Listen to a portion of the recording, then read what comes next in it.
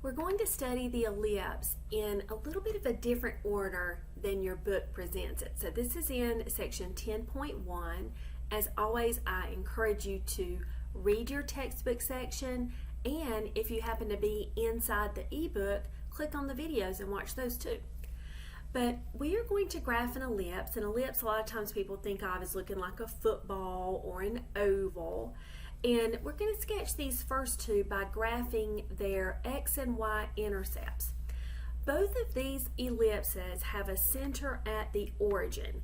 And right now there's not necessarily a way you would recognize that, but you can maybe kind of think about with the circle, when it's just x squared and y squared, it's centered at 0, 0, and that actually follows the same with the ellipse as well. What you see here in pink and in blue is where I have taken these equations of ellipses and I have found the x-intercepts and the y-intercepts for each one. As you will remember, to find the x-intercept of anything, you let y equal 0 and then solve for x. And to find the y-intercept, you let x equal 0 and solve for y. You may want to pause the video for a minute and look through this and make sure that you understand where these things came from. But we kind of see the ellipse taking shape here. So if I could just draw it in. We have this ellipse, and we're going to again be very kind to one another as far as our graphs go. So we have an ellipse centered at 0, 0, and with these x-intercepts and y-intercepts that you see here. Here we see a flatter one. We'll sketch that in. Ellipses have symmetry in them. As you can see, my tablet is lagging and having to catch up with my cursor, but that's okay. But I want to use this example to maybe make a generalization with things that are not necessarily centered at the origin. Notice that the bottom number here is 9. The square root of 9 is 3. Notice that we went 3 to the right and 3 to the left of the center. Here we have 25.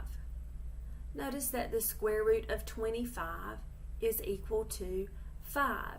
And we went 5 up from the center and 5 down from the center. And this really makes sense when you connect x's and left and right, y's with up and down. X we tend to think of as left and right. It's the axis that goes left and right. So the square root of the denominator tells you how to move left and right of the center. Square root of the denominator tells you how to move up and down from the center. Similarly, we see here square root of 16 is 4. We went to the right of the center 4 and to the left of the center 4. The denominator here, although it's not explicitly stated, is 1. If there's nothing there, it would have to be 1 in a division sense. Square root of 1 is 1, so from the center we went up 1 and down 1.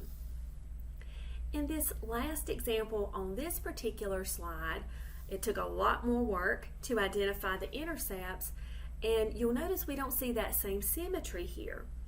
You'll also notice in the equation, though, we don't just have x squared and y squared. We have x minus 2 quantity squared and y minus 1 quantity squared. Think back to the circles. If you didn't have the 16 and the 25 in the denominator, pretend those weren't there, you'd say, oh, this has a center at 2, 1. Notice, when I plot the point 2, 1, if I go to the left and right, let's see, square root of 16 is 4. 1, 2, 3, 4. 1, 2, 3, 4. And square root of 25 is 5. I'll go from the center up 1, 2, 3, 4, 5, and down 1, 2, 3, 4, 5. I'm going to make that a little bit bigger so it shows up and I sketch this in, I have the graph of an ellipse. So even though it's not centered at the origin, so I can't use the intercepts to graph it, but no big deal, because who wants to do all this if you don't have to? You'll find the center, take the square root of the denominator of your x term, and go left and right from the center. Take the square root of the denominator and go up and down from your center. And that's how you can sketch an ellipse. Now, an ellipse has a lot more parts that we're going to talk about in the next video.